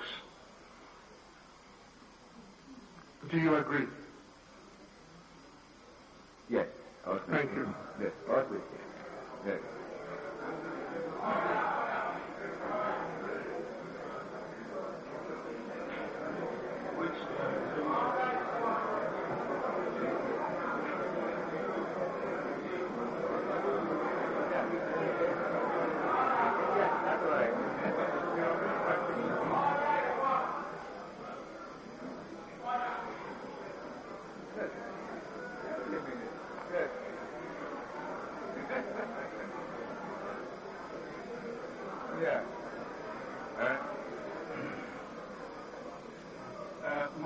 Monday is what? Monday.